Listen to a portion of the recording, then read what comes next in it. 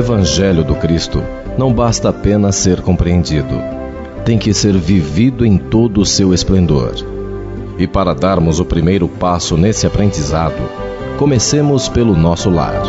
Os esclarecimentos e sugestões desta obra visam colaborar na implantação do estudo sistemático do Evangelho, através das obras da codificação de Allan Kardec. E quanto aos resultados, desde que praticados com fé, determinação e amor, terão morada definitiva em nossos espíritos. O Evangelho no Lar.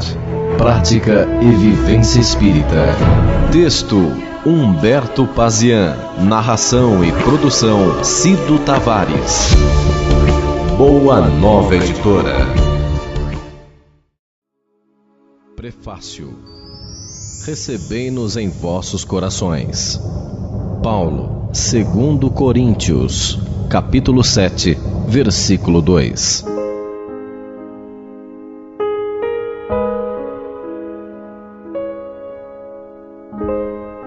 Há séculos, a humanidade discute as ideias de Jesus. De pontos de vista variados, muitas religiões e seitas surgiram e surgem a cada época. A moral ensinada e exemplificada pelo Cristo de Deus, reforçada pelos seus emissários, que periodicamente reencarnam em nosso planeta, ficou sempre muito além de ser uma realidade na vida geral. Durante muito tempo, homens e mulheres de boa vontade, não encontrando nas filosofias e religiões existentes as respostas às suas dúvidas e o consolo ao seu sofrimento, encontraram grandes provações e necessidades no caminho de suas existências. Mas, como tudo que o grande mestre profetizou realizou-se, chegaria em meados do século XIX o momento da grande mudança, na qual os povos ouviriam de todos os cantos do planeta a voz dos Espíritos, o Consolador prometido por Jesus, trazendo uma nova e mais clara interpretação de seus ensinamentos, adequada ao atual estágio evolutivo da humanidade. Passados os primeiros momentos nos quais o mundo espantou-se com as comunicações espirituais e as diversas manifestações mediúnicas que as acompanharam, chegara o momento de implantar-se definitivamente a mensagem do Cristo em nossos espíritos eternos. A vida espiritual já é uma realidade para muitos. A ciência humana começa a dar os primeiros passos no estudo dos fenômenos da vida após a morte. As religiões contrárias à ideia da imortalidade mudam e amoldam suas interpretações das escrituras sagradas em face do novo entendimento. E as novas gerações encarnam preparadas para assimilar essas verdades. Assim como o Mestre tão bem ensinou, e as duras provações que a humanidade terrestre tem passado confirmam: só o conhecimento não basta. Só o intelecto e a razão não são suficientes para adquirirmos as chaves que nos abrirão as portas da felicidade para a vida eterna. É necessário que trabalhemos e aprimoremos os nossos sentimentos, e a caridade e a fraternidade serão os veículos que nos transportarão aos locais virtuosos do além. O Evangelho do Cristo não basta apenas ser compreendido, tem que ser vivido em todo o seu esplendor. E para darmos o primeiro passo nesse aprendizado, comecemos pelo nosso lar, repartindo com nossos familiares, companheiros de jornada evolutiva, as bênçãos que fluirão desse manancial de vida, luz e amor. Os esclarecimentos e sugestões desta pequena obra visam colaborar na implantação do estudo sistemático do Evangelho, através das obras da codificação de Allan Kardec. E quanto aos resultados, desde que praticados com fé, determinação e amor, terão morada definitiva em nossos espíritos.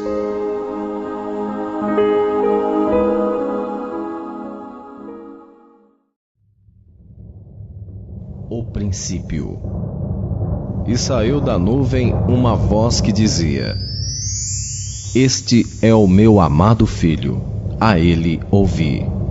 Lucas, capítulo 9, versículo 35.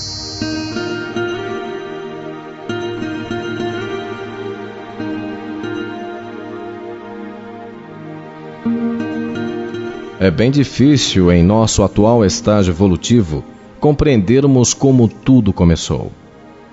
Teorias, tanto religiosas como científicas, não faltam. O mistério da vida ainda permanecerá por muito tempo oculto ao nosso entendimento, e embora as incertezas sejam em grande número, de um fato pelo menos todos temos certeza: existimos.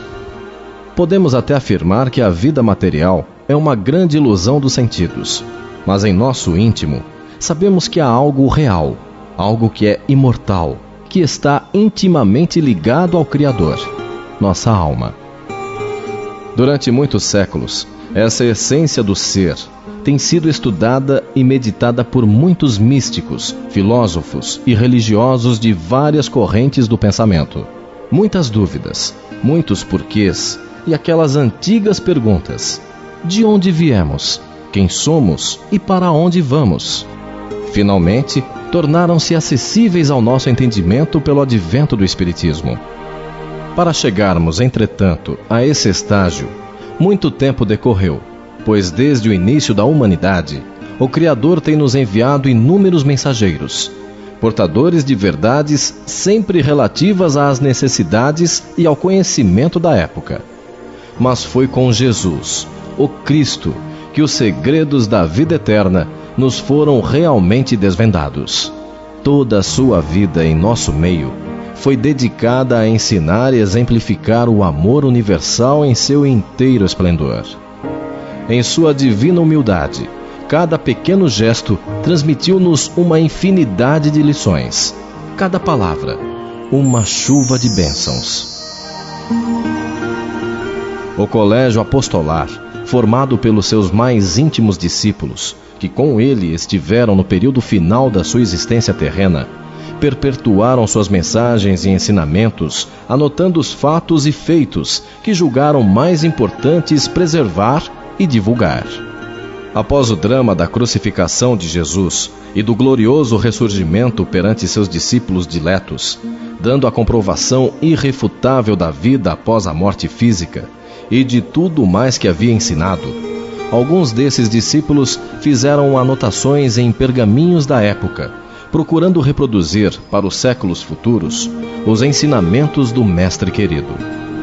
Muitos indivíduos, nos primeiros séculos da era cristã, afeiçoaram-se aos ensinamentos do Mestre Jesus, através da leitura desses escritos originais, que multiplicaram-se, dando origem a uma infinidade de cópias das anotações de seus primeiros discípulos, bem como a de adeptos posteriores, que, embora não tivessem convivido pessoalmente com o Mestre, procuravam colaborar com a grande obra de disseminação de seus ensinamentos, reproduzindo as anotações e procurando viver de acordo com elas. Formaram-se então, com o auxílio de veneráveis emissários do Cristo, os primeiros agrupamentos de estudo e trabalho cristãos. Reuniam-se periodicamente para o estudo dos ensinamentos de Jesus, fortalecendo, instruindo e amparando todos aqueles que compareciam aos pequenos núcleos evangélicos. O auxílio do alto se fazia presente através de médiuns abnegados, trazendo mais luz a todos os participantes nesta primeira etapa do movimento de evangelização das criaturas. Foi uma época muito conturbada e difícil, na qual contrastaram-se as grandes carnificinas nas arenas romanas, com os extermínios em massa daqueles que abraçavam a causa cristã, com o exemplo de um grande número de almas angelicais que deram seu testemunho de fé e amor aos princípios ensinados por Jesus, sendo-lhe fiel até os últimos momentos da vida terrena. Após esse período de turbulência, apesar da oponência dos líderes políticos e religiosos da época, o cristianismo cresceu e tornou-se um movimento de grandes proporções.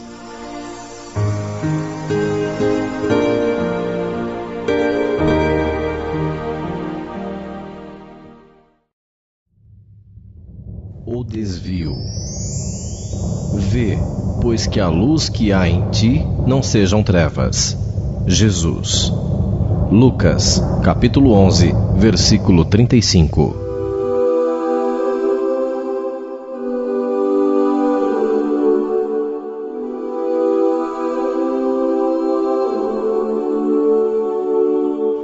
O grande Império Romano, que até então tinha sido o maior agressor do movimento, percebeu a extensão e importância do mesmo, pois entre os seus mais elevados e cultos cidadãos já havia simpatizantes da doutrina e muitos deles tornaram-se militantes da mesma. Decidiu então aceitar a mensagem cristã e torná-la uma religião organizada, que pudessem ter sob controle. Começava aí a deturpação dos ensinamentos do Cristo, de acordo com as conveniências do Estado e da Igreja formalizada. De todos os manuscritos originais que relatavam as inúmeras passagens e ensinamentos do Mestre, selecionaram somente 4: o de João, Mateus, Marcos e Lucas, considerando-os autênticos e sendo adotados até hoje, conhecidos como o Novo Testamento ou o Evangelho.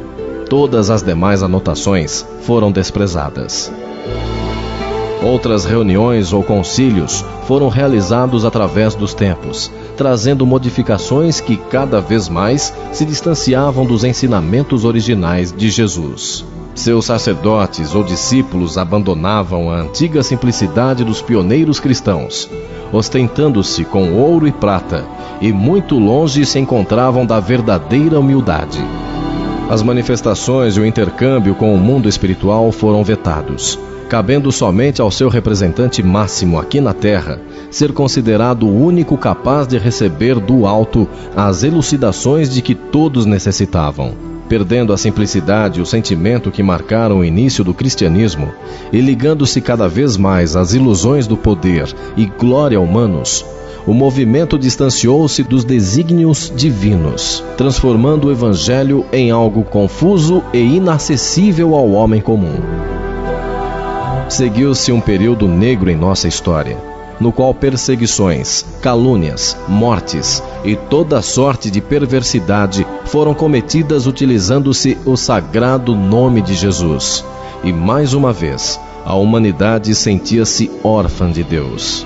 Cabe aqui ressaltar que, sendo nós conhecedores da lei da reencarnação, devemos meditar sobre o fato de que, em vidas passadas, possamos ter sido nós mesmos os sacerdotes que desvirtuaram a doce doutrina do Mestre, e talvez os terríveis tribunais inquisitoriais do passado, onde almas santas e devotadas foram supliciadas, tenham tido a nossa ajuda. Nossa tarefa, então, não deve ser a de julgar, apenas a de analisar os fatos, para que nunca mais nos desviemos do caminho reto que o Mestre Jesus nos mostrou.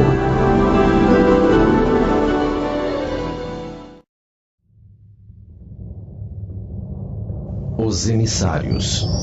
Nunca te deixarei, nem te desampararei. Paulo. Hebreus, capítulo 13, versículo 5.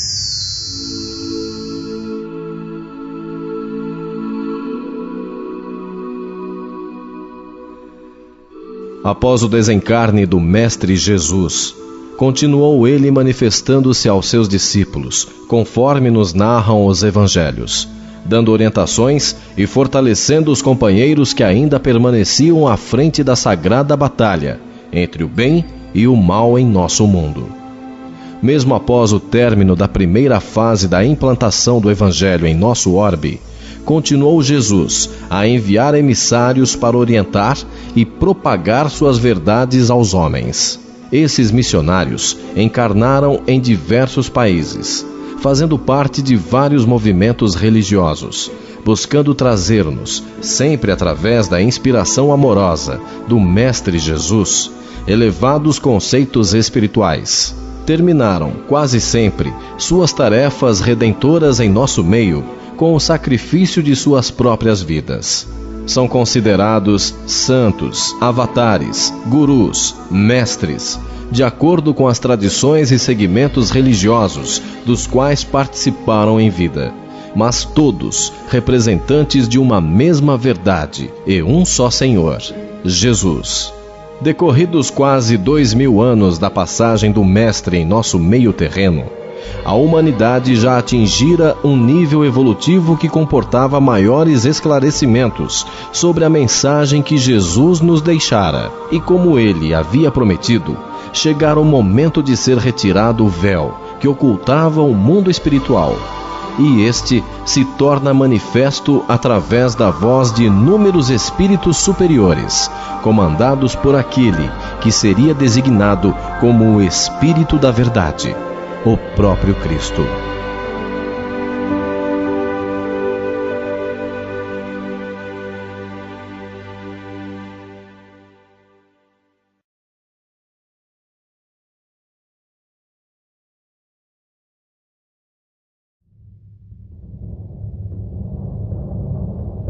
O surgimento do Espiritismo. Assim como o Pai me enviou, também eu vos envio a vós. Jesus. João, capítulo 20, versículo 21.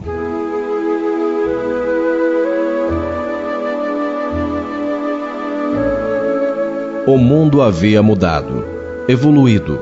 As antigas tradições religiosas já não exerciam o mesmo poder.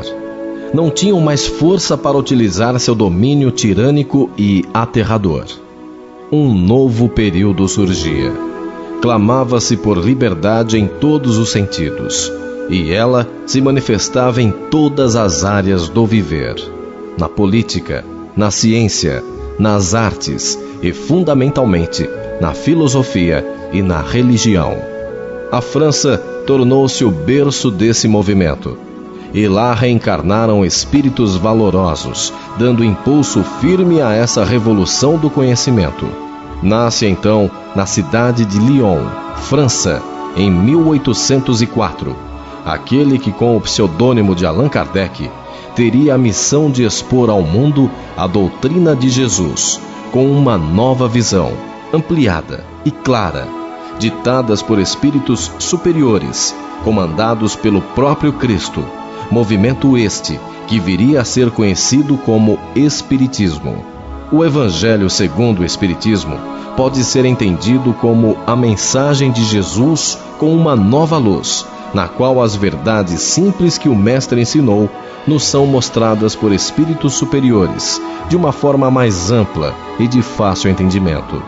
As interpretações diferentes dos ensinamentos do Evangelho, que dividiram em grupos isolados, contrários entre si, os seguidores do Mestre, após essa nova manifestação do Cristo em nosso meio, deixam de ter sentido desde que seja eliminada a vaidade e o orgulho dos líderes religiosos, para que se concretize a predição: um só pastor e um só rebanho. A evolução do movimento espírita. A caridade jamais se acaba. Paulo, 1 Coríntios, capítulo 13, versículo 8. Quase um século e meio já se passou desde o lançamento do livro O Evangelho segundo o Espiritismo. Desencadeou-se após o trabalho de Kardec uma série de outros compêndios, nos quais diversos espíritos mensageiros do Cristo, com a colaboração de um outro número de médiuns devotados, deram ao mundo valiosas e importantes lições e esclarecimentos sobre o mundo espiritual e a vida eterna, aumentando ainda mais a luz sobre os ensinamentos do Cristo de Deus. Aqui em nosso país, a generosidade divina foi imensa, permitindo em nosso meio não só as mensagens consoladoras e esclarecidas de espíritos de alta estirpe, bem como a presença física de missionários como Bezerra de Menezes, Eurípides Barçanufo, Anália Franco, Caibar Schutel, Chico Xavier, Divaldo Franco e inúmeros outros que comprovaram e comprovam que é possível viver de acordo com os ensinamentos evangélicos, trazendo em suas próprias vidas um exemplo de renúncia às coisas mundanas e um amor ao Cristo a ser imitado. O Evangelho, já há algum tempo, vem sendo estudado e comentado em muitas casas espíritas, onde se tenta reproduzir o movimento inicial dos primeiros agrupamentos cristãos. Nesses templos de vivência evangélica, por meio da orientação segura e elevada de espíritos protetores, aconselha-se o estudo sistemático e criterioso dos ensinamentos do Cristo, e aqueles que assim procedem encontram, desde os primeiros momentos, sensíveis melhoras em suas vidas. O estudo habitual da mensagem de Jesus esclarece, consola e nos dá a certeza de sermos amados e protegidos por Deus. Conduz-nos a uma vida reta e com grande paz interior, eliminando muitos problemas com essa nova forma de pensar e agir. Como todo grande objetivo, estudarmos e tentarmos praticar os ensinamentos do Evangelho requer determinação e força de vontade. Necessitamos criar o hábito da meditação e da oração diária, se desejarmos realmente alcançar a paz e a alegria interior que delas decorrem. No intuito de auxiliar nesse mistério, algumas sugestões e explicações que devem ser lidas e meditadas com um bom senso cristão serão dadas a seguir. Os hábitos. Da mesma boca procede bênção e maldição. Tiago, capítulo 3, versículo 10.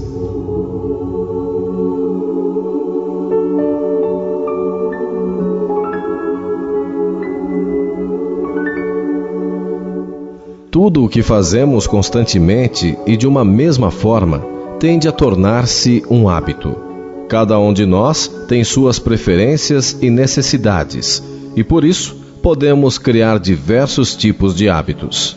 Existem hábitos negativos e prejudiciais, como o de beber, de fumar, de comentarmos de forma depreciativa sobre a vida dos outros, de discutirmos por tudo, de comermos demasiadamente, e muitos outros, que prejudicam o nosso corpo físico, espiritual e, consequentemente, nossa evolução. Outros hábitos são criados que não nos prejudicam e tampouco ajudam.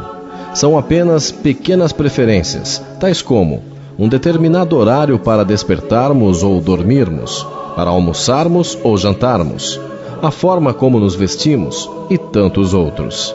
Existem também aqueles, na verdade ainda em menor número, que são os que nos conduzem a uma vida mais ampla e saudável, tanto física como espiritualmente. Podemos citar como hábitos positivos a alimentação criteriosa, comedida e saudável, a prática regular de exercícios físicos de acordo com nossas aptidões, a leitura e a conversação sadias e o hábito que se deseja implantar em todo buscador sincero das verdades eternas, o de estudar e meditar sobre o Evangelho do Cristo, diariamente, tentando aplicá-lo nas nossas relações e atividades diárias, de uma forma constante e de maneira que as sábias lições estejam permanentemente em nossas mentes, auxiliando-nos em cada pequeno gesto e atividade do nosso cotidiano.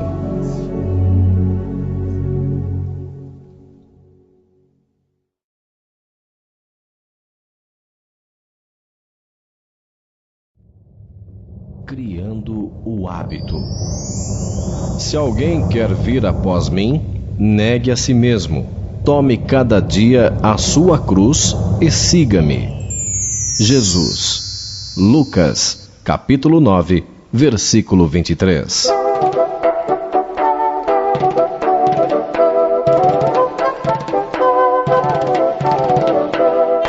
Muitas pessoas costumam afirmar que não possuem tempo para estudar, para ler e até mesmo para orar. Se por acaso nos encontramos nesse grupo, podemos fazer uma experiência. Escolher um dia da semana, qualquer um, e fazer um minucioso relato. Um relatório detalhado de todas as atividades e ocupações desse dia, desde o despertar até o momento do recolhimento ao leito. Anotar o tempo gasto com conversas e comentários feitos com colegas e familiares, o tempo perante os programas, noticiários e novelas da televisão, o período livre no horário das refeições e o da ida e retorno do trabalho, e todas as outras pequenas atividades. Se anotar tudo criteriosamente, chegará com certeza à conclusão de que alguns minutos por dia poderiam ser utilizados em uma coisa muito importante, mais importante do que tudo que tenha feito: o contato com a força suprema, Deus. Qualquer compromisso, qualquer atividade será sempre menos importante do que nosso contato com Deus. E à medida que vamos intensificando e nos aprofundando nesses períodos de harmonização com o Pai, mais harmonia vamos encontrando em nossas vidas, e a paz que dela emana passa a preencher cada minuto de nossas existências. Se ainda a oração não é um hábito em nossas vidas, e a ela não recorremos várias vezes nos nossos dias, podemos então começar por um período diário, de preferência pela manhã, no primeiro momento disponível, logo ao despertarmos, enquanto nossas mentes se encontram mais leves, e nos fortaleceremos para todas as atividades do dia. Começarmos nosso dia com esse contato com Deus, através da meditação sobre o Evangelho de Jesus, fará com que tenhamos ao nosso lado, durante todo o dia, as sugestões de protetores espirituais que se afinizarão com nosso objetivo de reforma interior e elevação espiritual. Usando, no início, um pouco de força de vontade, logo estaremos criando um hábito, e como já podemos concluir, muito salutar.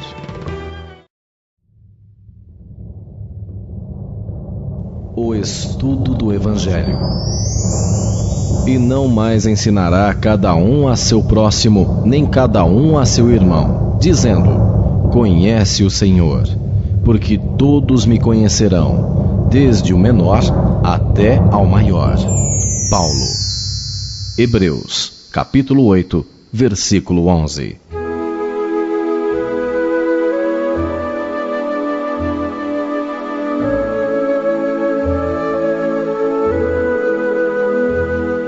O período utilizado no estudo do Evangelho dependerá da vontade e disponibilidade de cada um.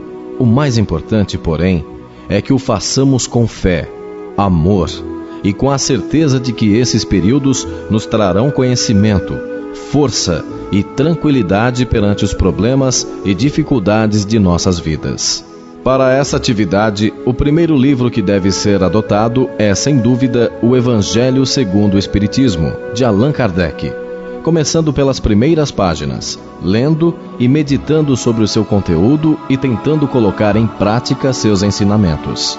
Muitos que já conhecem esta obra costumam abrir suas páginas a esmo, sempre encontrando assuntos para reflexões e sugestões, de modo a solucionar os problemas que estão vivendo.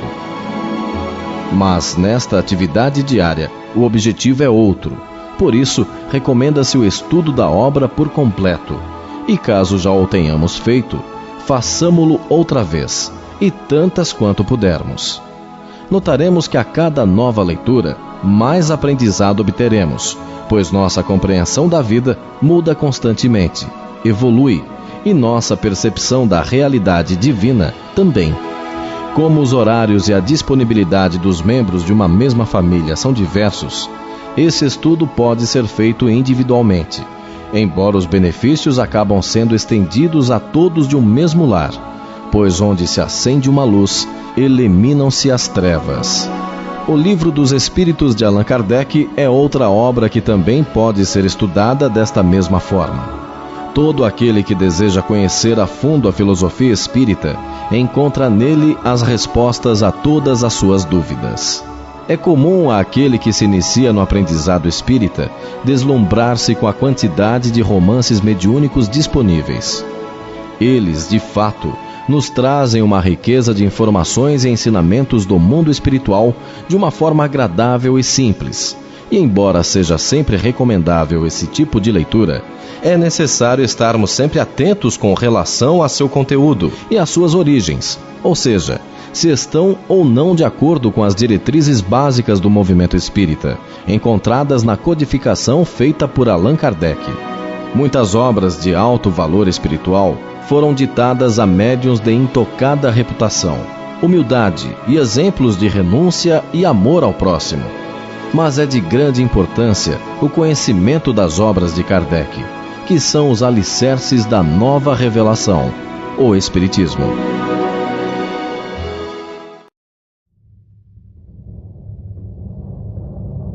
Expandindo a luz. Quero, pois, que os homens orem em todo lugar, levantando mãos santas, sem ira, nem contenda. Paulo, Timóteo, capítulo 2, versículo 8.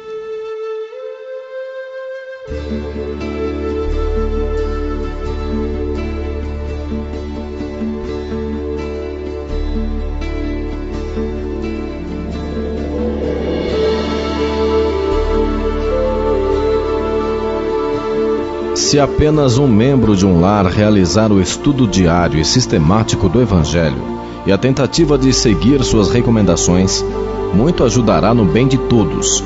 Mas seria muito importante e mais benéfico que todos se reunissem, pelo menos uma vez na semana, para o estudo e a oração conjunta, pois, usando uma antiga e sábia expressão, um graveto é muito fácil de ser quebrado, mas vários deles unidos se torna muito mais difícil. Essa prática, conhecida no meio espírita como o Evangelho no Lar, é muito difundida e realizada por muitos de seus simpatizantes e membros. Muitos, mas não todos. E é esse o grande objetivo: que um número cada vez maior de pessoas o realizem.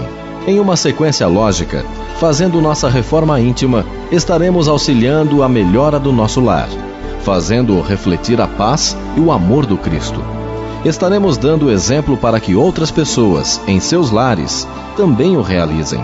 E juntando um grande número de lares, trazendo a prática do Evangelho em suas vidas, estaremos contribuindo para o bem-estar da nossa cidade, do nosso país e, por que não, de todo o planeta. Cada um fazendo sua pequenina parte, a do estudo do Evangelho no lar, estará colaborando na grande obra de Jesus, a redenção de toda a humanidade.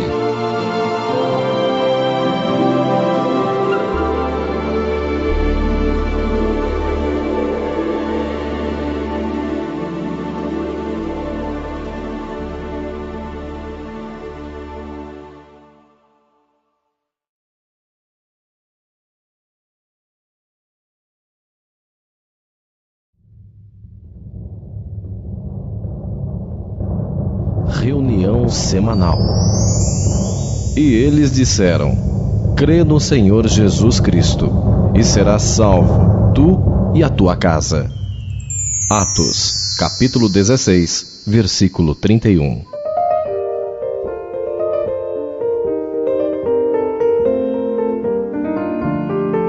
Assim como individualmente escolhemos o melhor horário para o nosso estudo e meditação sobre o Evangelho, da mesma forma, o dia e horário do Evangelho em família deve ser escolhido de comum acordo. Devem ser escolhidos um dia e horário em que todos estejam habitualmente presentes, sem pressa e sem outras preocupações que não sejam a de se preparar convenientemente para essa reunião, que, embora de curta duração, seja de bom grado a todos. Escolhido o dia da semana e o horário apropriado, todos os participantes devem preparar-se para esse importante momento de comunhão e estudo, entendendo que, além dos encarnados, haverá muitos espíritos familiares presentes, enviados pelos planos superiores, no intuito de auxiliar-nos no entendimento e na implantação dos ensinamentos de Jesus em nossas vidas.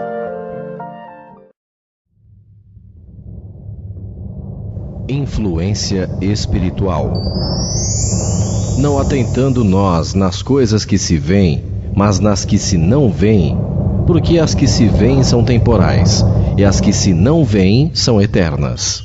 Paulo, 2 Coríntios, capítulo 4, versículo 18.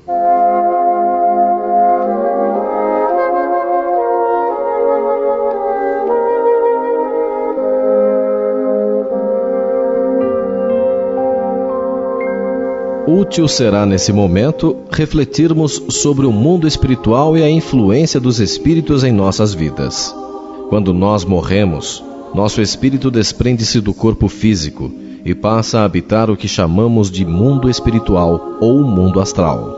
Assim como no nosso mundo físico temos lugares bons, onde se conservam pensamentos e atitudes elevadas, e lugares ruins, onde toda sorte de leviandades e atitudes menos dignas são vivenciadas constantemente, assim também no plano espiritual encontramos as mesmas situações.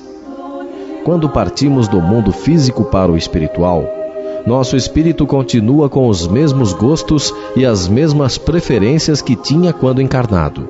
Ou seja, nós não mudamos de uma hora para outra.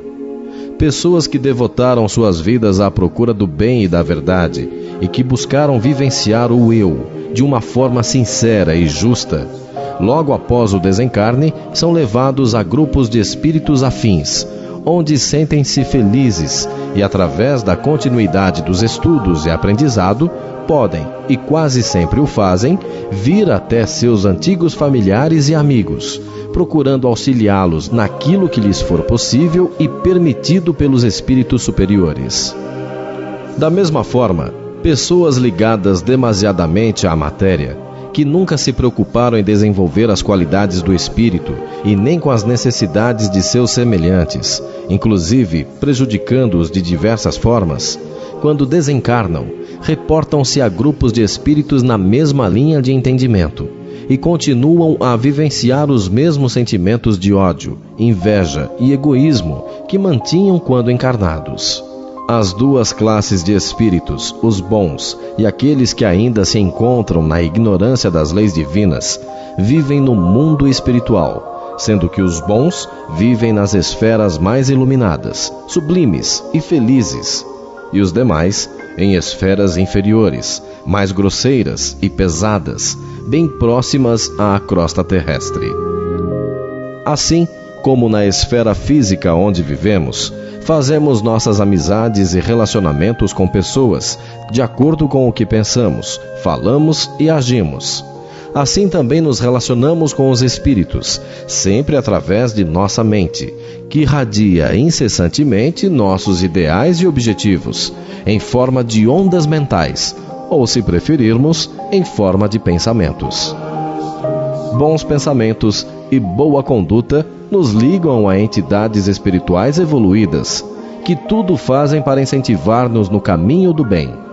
Maus pensamentos e uma vida conduzida pelo apego à matéria e ao egoísmo nos fazem igualmente recebermos companheiros espirituais afins, que, incentivando-nos nessa forma de pensar e agir, acabam agravando os problemas e as situações. Portanto, nossa forma de pensar e agir é que escolhe nossas amizades espirituais, que nos acompanham em todos os momentos e em todos os lugares, no trabalho, nos passeios, no sono físico e principalmente em nossos lares. Dessa forma, podemos notar a importância da implantação em nossos lares e com a participação de todos os membros da família, do estudo sistemático do Evangelho, pois, além da presença de entidades espirituais evoluídas nos auxiliando, estará sendo criada uma proteção vibratória ao redor do nosso lar, evitando que entidades de baixo nível evolutivo adentrem e perturbem a harmonia e a paz do sagrado recinto doméstico.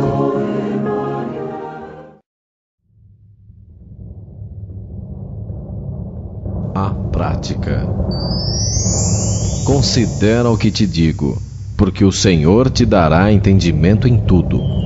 Paulo, 2 Timóteo, capítulo 2, versículo 7.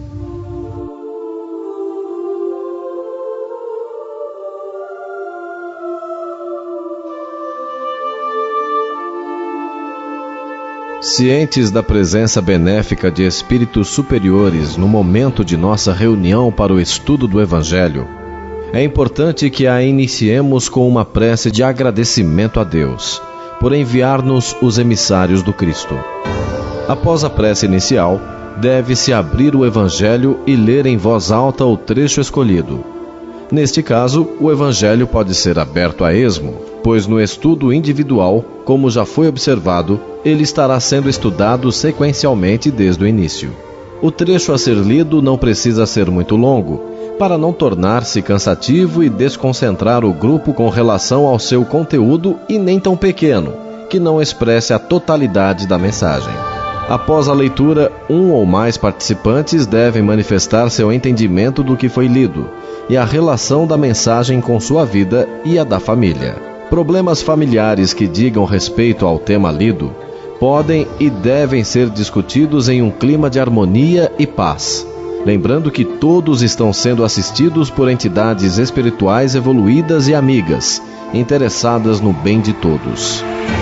Feitos os comentários, todos devem orar com bastante fé ao Criador, pedindo por todos os familiares ausentes, encarnados e desencarnados, pelos locais onde todos trabalham e estudam, pelos amigos e companheiros de jornada evolutiva, e por todos os irmãos encarnados e desencarnados que estão, da mesma forma que nós, necessitados da orientação e ajuda divina, e, finalmente, para que o culto do Evangelho no lar, em um futuro próximo, possa ser inserido em todos os lares no mundo inteiro.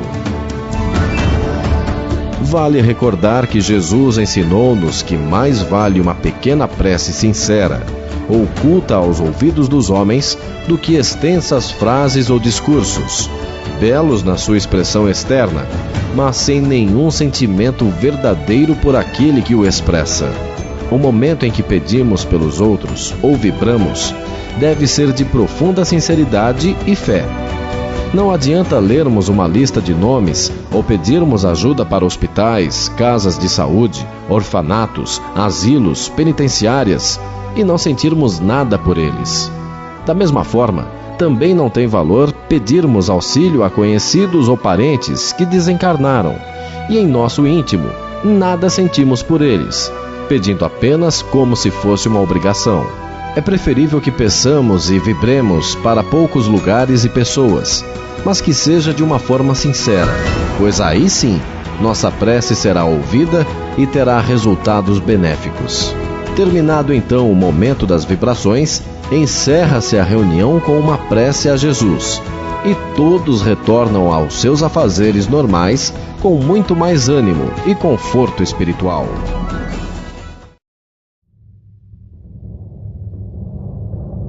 Perseverança. Portanto, meus amados irmãos, sede firmes e constantes, sempre abundantes na obra do Senhor, sabendo que o vosso trabalho não é vão. Paulo, 1 Coríntios, capítulo 15, versículo 58.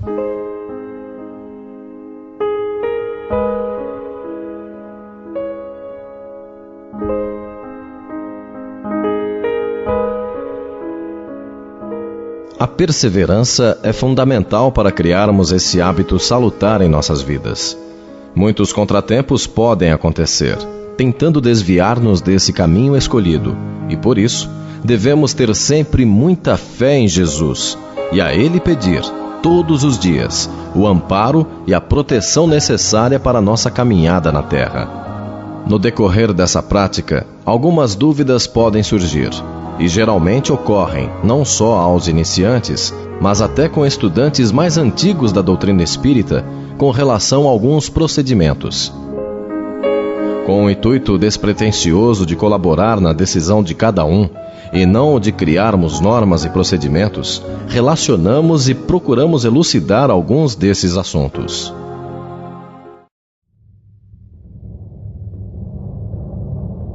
A água fluídica. Toda boa dádiva e todo dom perfeito vem do alto. Tiago, capítulo 1, versículo 17.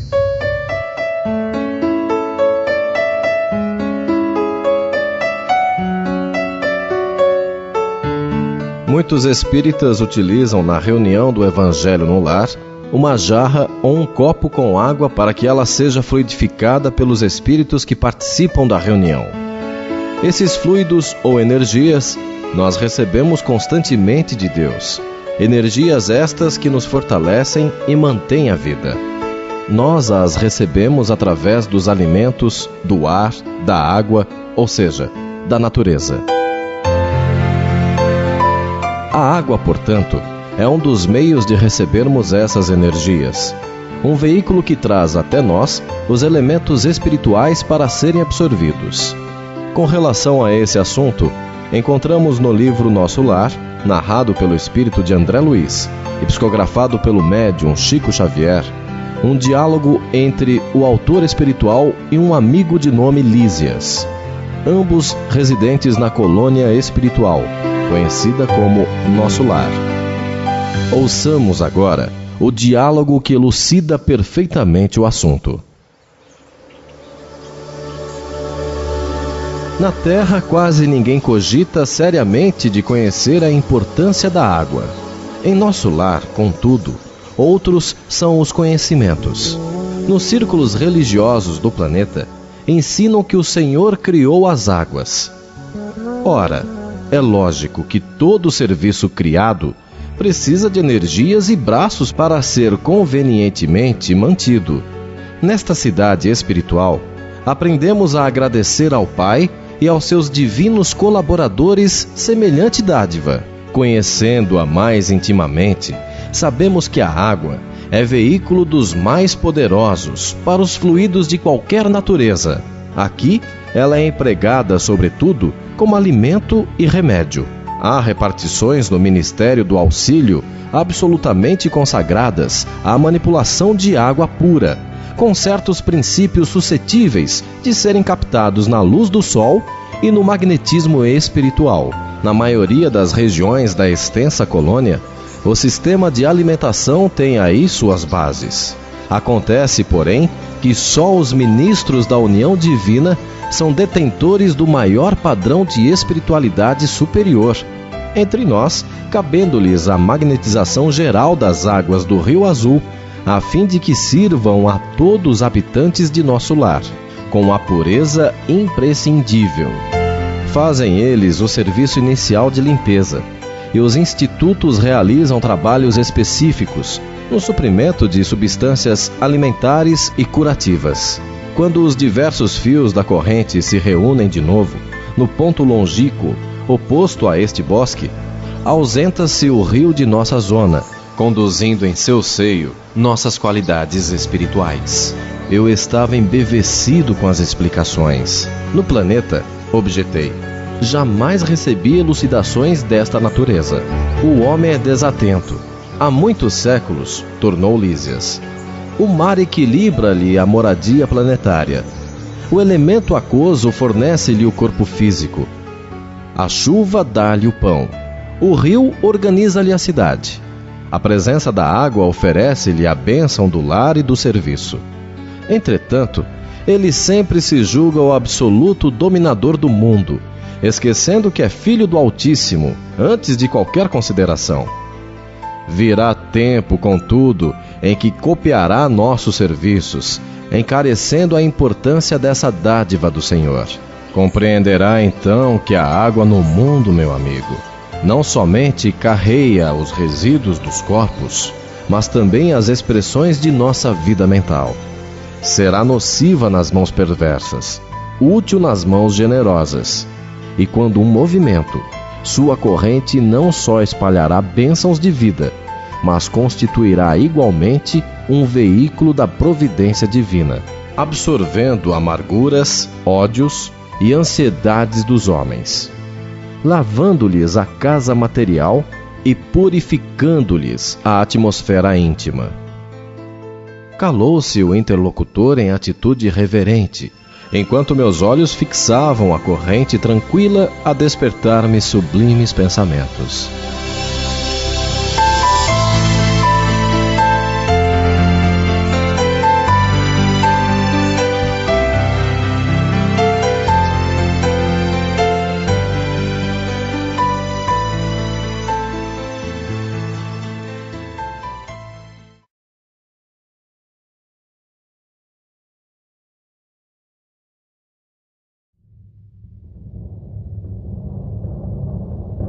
A ajuda de parentes desencarnados.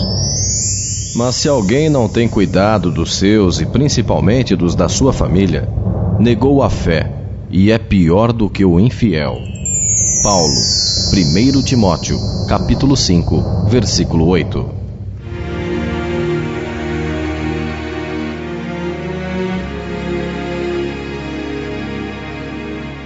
Muitas vezes, a aparência externa não condiz com aquilo que verdadeiramente somos. Podemos ter atos de extrema bondade e generosidade aos olhos do mundo, e na realidade, sermos tiranos e egoístas em nosso íntimo. Da mesma forma, pessoas que para o mundo possam passar despercebidas, podem trazer em seu interior um tesouro de paz e conhecimento espiritual. Como as aparências nem sempre nos mostram a realidade das coisas, e o desencarne não transforma as pessoas de uma hora para outra em melhores ou piores, apenas retira o véu da ilusão material, seria então uma atitude consciente de nossa parte não invocar ajuda ou intercessões desses companheiros ou familiares desencarnados, pois não sabemos como se encontram e não seria justo enviar-lhes mentalmente solicitações sem termos conhecimento se poderiam ajudar-nos ou não.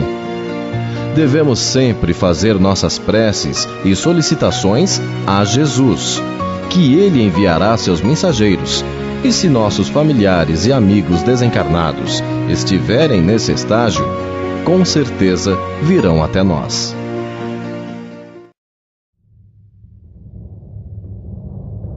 Incorporação. Amados, não creiais a todo espírito, mas provai se os espíritos são de Deus. 1 João, capítulo 4, versículo 1.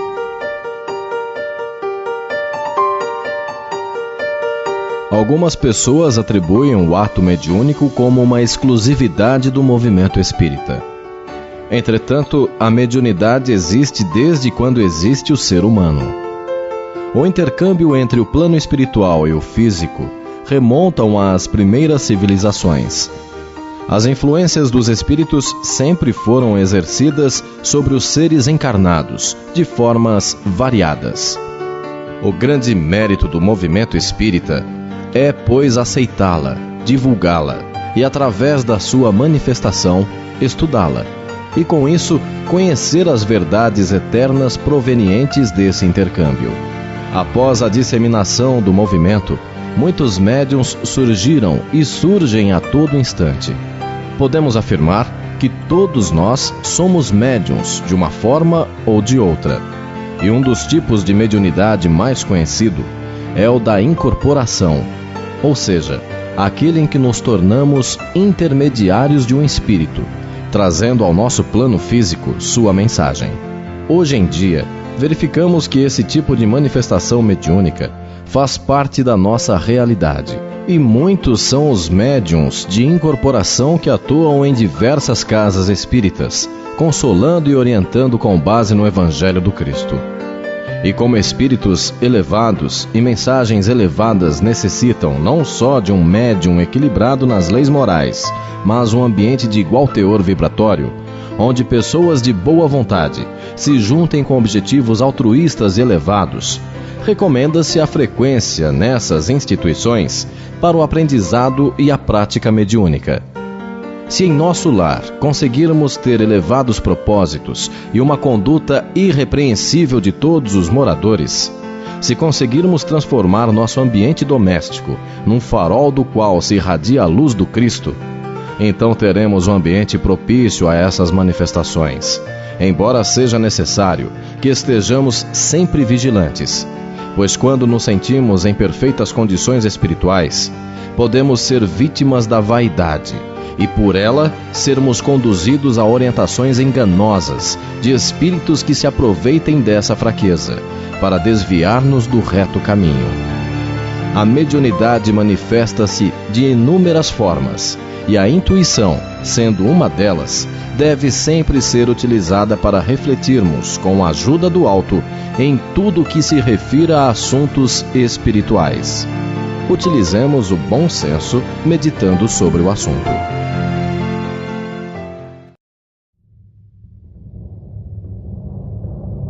Compromisso. A palavra do Cristo habite em vós, ricamente. Paulo, Colossenses, capítulo 3, versículo 16.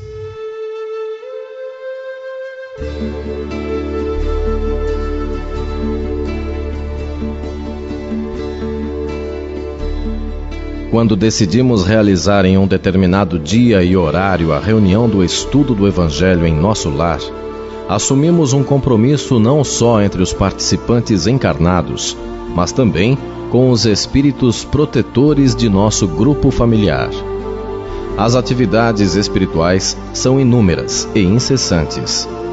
Os mentores ou instrutores do astral estão sempre em atividades, programando-se de forma que todo o tempo disponível seja aproveitado na boa tarefa do conhecimento e da evolução espiritual. Quando, por qualquer motivo de menor importância, deixamos de praticar a reunião, desapontamos, se for esse mesmo termo mais apropriado, os inúmeros companheiros espirituais que estavam preparados para ela. Se deixarmos constantemente de realizar a reunião, perderemos o concurso de muitos benfeitores espirituais, que aproveitarão melhor o tempo com outros que desejam realmente suas presenças e assumam o compromisso das decisões tomadas. Mesmo quando estivermos viajando e, portanto, longe de nossa casa, podemos e devemos realizar nosso estudo onde estivermos, visualizando o lar e pedindo aos irmãos espirituais que o conservem em harmonia, livre da presença de espíritos que venham a interferir na paz do ambiente doméstico.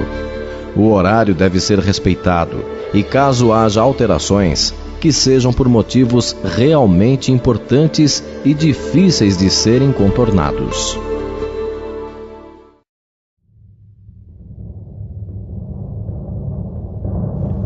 Visitas. Pondo de lado todo o impedimento, corramos com perseverança a carreira que nos está proposta. Paulo, Hebreus, capítulo 12, versículo 1.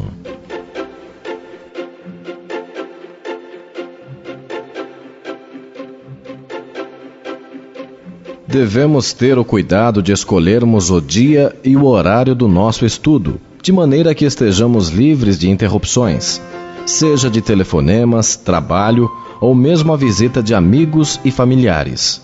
Devemos, é claro, divulgar o estudo do Evangelho no lar, sempre que possível, a um maior número de pessoas.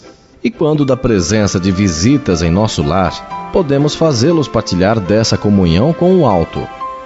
Mas o bom senso se torna imprescindível nesse momento, pois devemos observar se os visitantes partilham da mesma crença e se o ato da reunião, sem o seu prévio conhecimento, não os deixaria embaraçados e desambientados. Caso a opção seja a de não realizar no horário previsto, pelo motivo citado, pode-se realizá-la logo após estarem novamente a sós.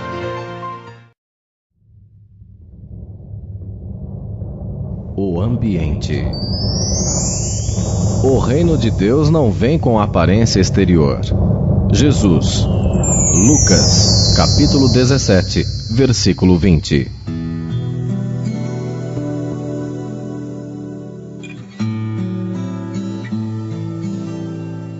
Quando recebemos visitas de amigos ou familiares em nosso lar, costumamos limpá-lo e decorá-lo com nossas melhores louças, utensílios e o que de melhor possuímos para que sintam-se bem e à vontade.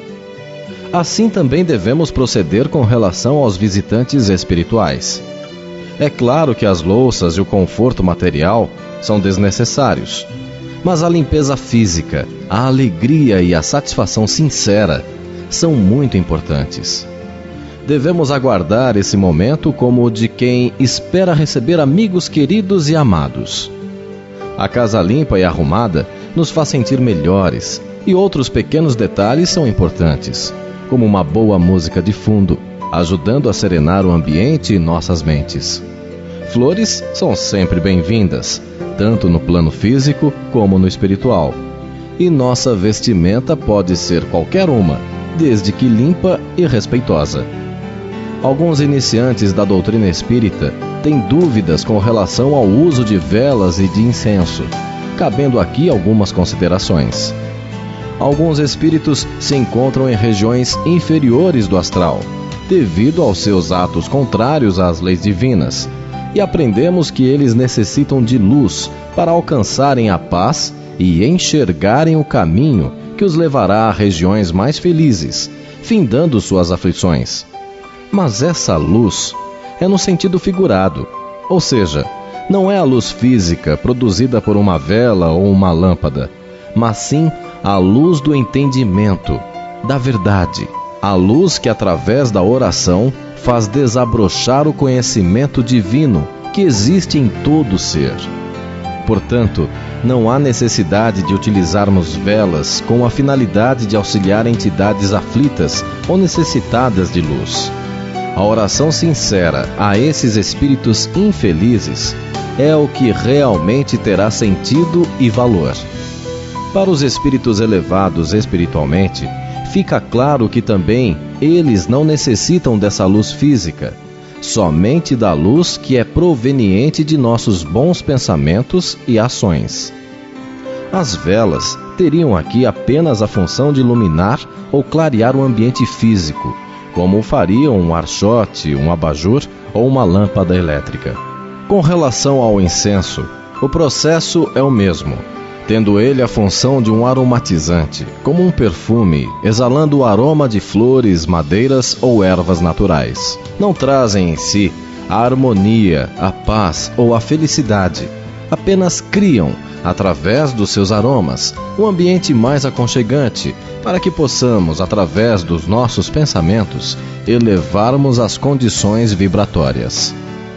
Existem também os defumadores, que são compostos de ervas naturais, utilizados por outras religiões, com determinados fins espirituais.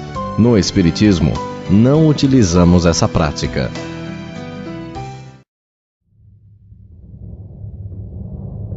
Os passes.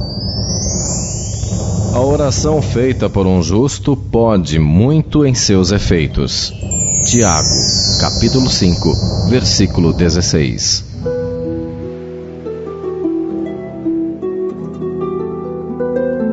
Existe na literatura espírita algumas obras que esclarecem de forma bem ampla o funcionamento e as características do passe espiritual.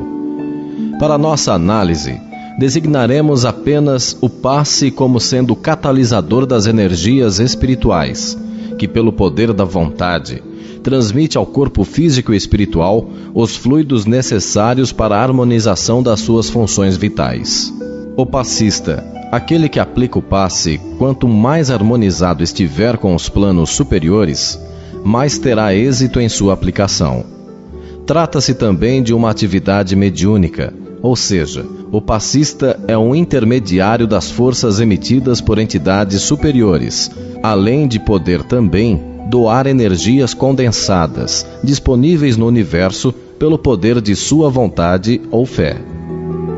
Mais uma vez necessitamos utilizar o bom senso, verificando se possuímos as qualidades e o conhecimento necessários, e também se nosso ambiente doméstico está revestido das vibrações positivas e benéficas que tal prática exige.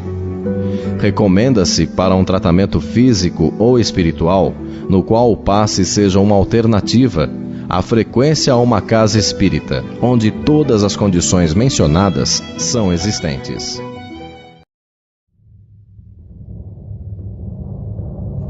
Vivendo o Evangelho.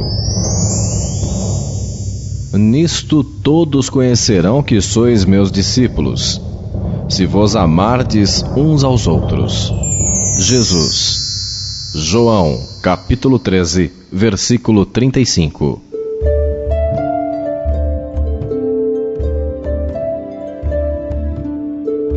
Concluímos aqui nossa sincera intenção de auxiliar a implantação do estudo dos ensinamentos de Jesus em nosso lar, de uma forma sistemática e criteriosa. Como foi dito logo no início, só o conhecimento não basta. Necessário se faz a vivência do Evangelho em todos os momentos de nossas vidas. É evidente que só uma encarnação não bastará para que possamos ter o Cristo manifestando-se em todo o seu esplendor através de nós. Mas também Se só idealizarmos e nada fizermos, estaremos adiando cada vez mais a felicidade prometida por Jesus. A prática do Evangelho no lar, feita com alegria e perseverança, nos trará o fortalecimento necessário para enfrentarmos toda e qualquer dificuldade que a vida nos apresentar. Pelo conhecimento que o Espiritismo nos traz, entendemos que não devemos aguardar a vinda de Jesus de uma forma externa, física, pois, na verdade, Ele está conosco desde o início, em espírito, e nunca nos abandonou. Confiemos na presença do Cristo em nosso interior e procuremos fazer de nossas vidas um livro vivo de seu Evangelho.